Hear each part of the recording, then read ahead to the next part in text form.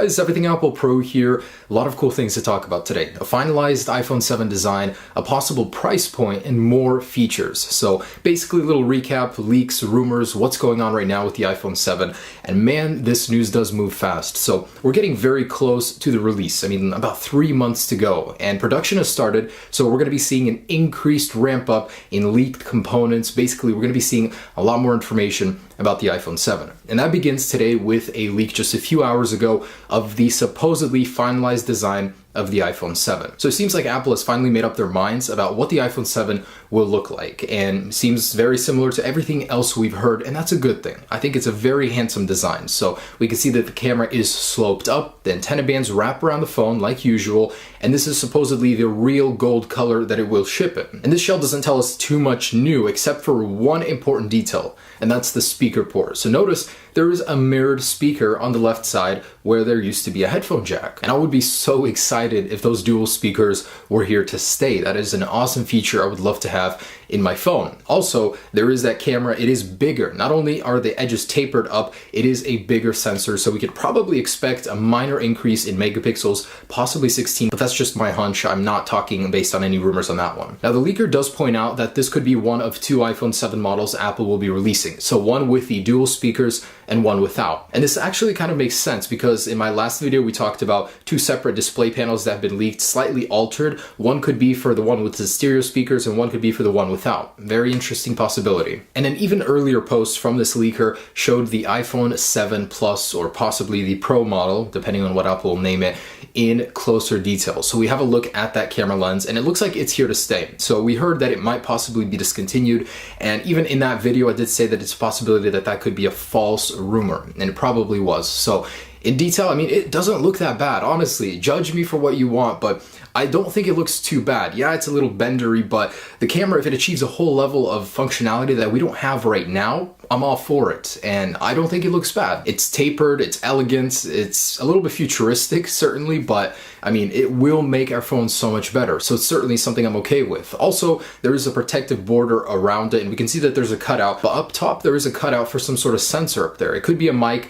Earlier in some case leaks, we saw that there are possible new mics on the top of the phone, so possibly that's what we're seeing on the iPhone 7 Plus. Either way, looking good in closer detail. He also did have an image of the same iPhone 7 case. So this is from a different source, and basically someone that works in the manufacturing managed to snap a picture of it. Very similar, tapered camera, antenna bands going around the edges. Basically, that is the iPhone 7. This is 90% the actual design of the iPhone 7. Maybe there'll be a few little aesthetic differences, but I'm really liking how Apple finalized this thing. And they managed to refine it in some interesting ways. So first off, the antenna bands, they finally settled on one of the curves. So we saw several options, and this is the one that's going to stay. And a smaller detail about the iPhone 7. We saw a lot of the rear shells, a lot of leaks of that, but nothing of the front of the phone. And apparently there will be a difference on it. So something that'll easily distinguish an iPhone 7 from a 6S. Makita is claiming that the earpiece on the iPhone 7 will be slightly wider. So cool, but why? Makita is saying they will be taking the ambient light sensor where it sticks out plainly in view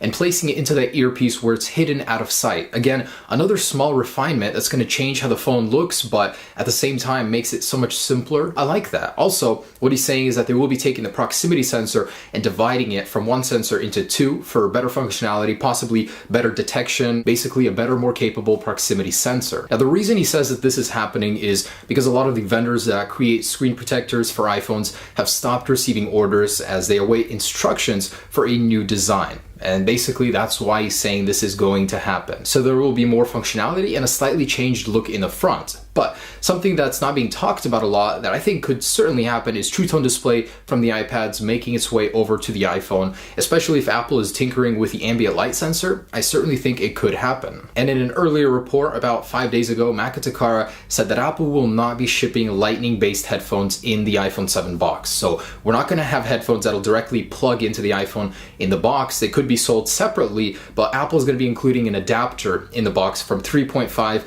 to Lightning and possibly a solution with charging. I don't know, he didn't say anything about that, but an adapter instead of actually capable Lightning headphones. I mean, if you're going to do it, go all the way, just throw them in. It's just kind of like keeping us in the past while making us adapt to the future. I mean, it is half a step. I'm saying Apple should take a full step into the Lightning based iPhone, just ditch the headphone jack completely. And it's finally happened. The $1,000 iPhone is here. With the new iPhone 7 Pro, Apple may be finally crossing into $1,000 territory on the top tier model of the iPhone 7 Pro at 256 gigabytes. So a new source on Weibo, a bit unconfirmed, but what they're saying is that there will be a $1,000 iPhone and gave pricing for all of the models. There will be an iPhone 7, 7 Plus, and 7 Pro.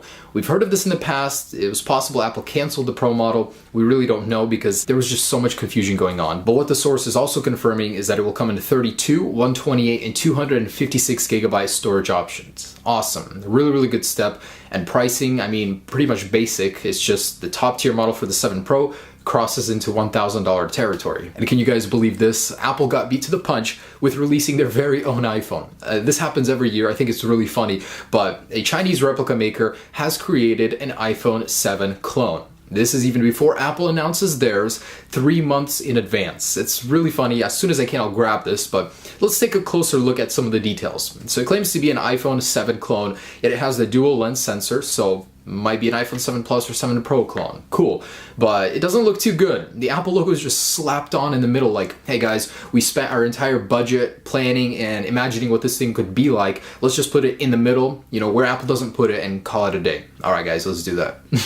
Anyways, and supposedly they say this thing is going to be really good. I mean, it took the entire state of Taiwan to make it. Closer look at the bottom basically says, designed by Taiwan, made in China. All right, guys, everyone had their own input. There was polls about creating this thing, and here it is.